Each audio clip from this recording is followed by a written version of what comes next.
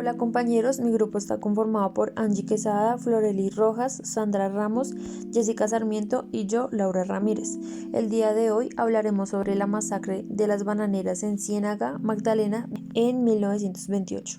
La masacre de las bananeras. Fue una masacre de los trabajadores de la empresa estadounidense, la cual era una compañía de fruta, y a manos del Ejército de Colombia, que se produjo entre el 5 y 6 de diciembre de 1928 en el municipio de Ciénaga, Magdalena, Colombia. Las gestiones entre el Sindicato Obrero de las Bananeras, dirigido por Raúl Eduardo Maecha, y la compañía, también llamada Compañía Frutera de Sevilla, llegaron a su punto culminante con la aprobación de la Ley Heroica. La compañía endureció sus posiciones y rechazó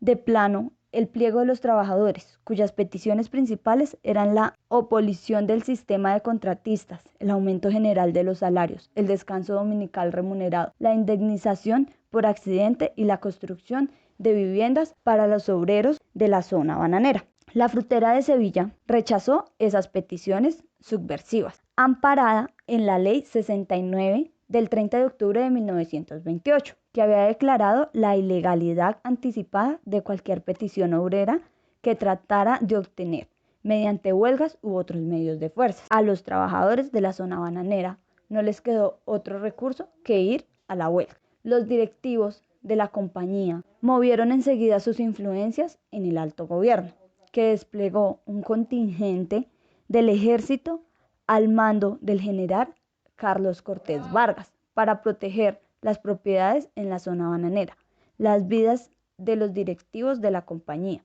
y el orden público amenazado por los comunistas. La huelga de los trabajadores de la zona comenzó el 12 de noviembre. Los primeros comunicados decían que los huelguistas, hasta ese momento pacíficos, manipulados por agitadores comunistas, habían emprendido una revolución de tipo bolchevique, cuyo primer paso era la degollina de los directivos de la compañía y de sus familias, acto que debía ejecutarse el 6 de diciembre, lo que obligó a la pronta intervención del ejército. Los huelguistas, resueltos a llevar a cabo sus propósitos, enfrentaron la tropa que, a la orden dada por el general Carlos Cortés Vargas, disparó contra ellos, mató a varios y tomó el control de la zona. Sin embargo, los despachos periodísticos hablaban en unos caos de miles de muertos y en otros de unos pocos muertos y heridos. La prensa liberal destacó el hecho de que se había disparado sobre los obreros inermes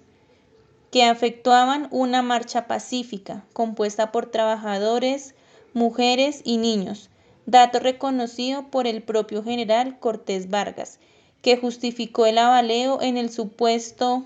de que los huelguistas habían puesto de mámpara a las mujeres y a los niños en la creencia absoluta que el ejército no se atrevería a dispararles y que así los obreros podrían llegar a salvo a los cuarteles de Ciénaga. Y por último, así fue que, primero, un número indefinido de trabajadores murieron después de que el gobierno del conservador Miguel Abadía Méndez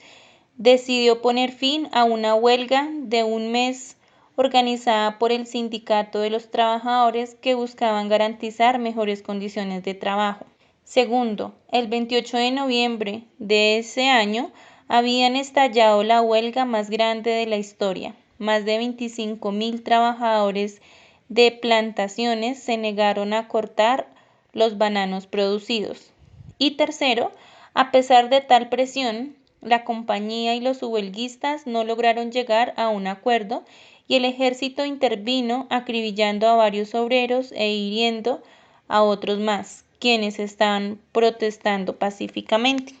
Basado en la información que nos dio nuestra compañera anteriormente, tenemos que recordar que el conflicto se dio por la relación que se dio de Colombia con Estados Unidos, ya que hubieron cambios en la contratación de los trabajadores de la United Fruit Company, lo cual provocó manifestaciones de parte de los trabajadores porque querían saber con quién debían de hablar para poder solucionar este problema y cambiar esos contratos laborales. Después de un mes, De no haber tenido ninguna respuesta, se comunica como tal el gobierno americano, indicando que esto no puede continuar más. Por lo tanto, el gobierno colombiano toma cartas en el asunto, dando indicaciones a las fuerzas militares de hacer el desplazamiento de estas personas de este lugar. Debido a que las personas no decidieron marcharse, por lo tanto, decidieron abrir fuego contra cada una de estas personas. En esta gran masacre que ha sucedido en nuestro país, Colombia, podemos notar cómo en ese momento el gobierno colombiano no respetó la vida de todas esas personas trabajadoras que solamente estaban tratando de expresar la inconformidad que sentían por sus contratos laborales. Además de esto, podemos ver cómo nuevamente la violencia ha marcado nuestra historia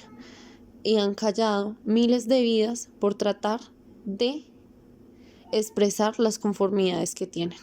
En este momento podemos identificar como una violación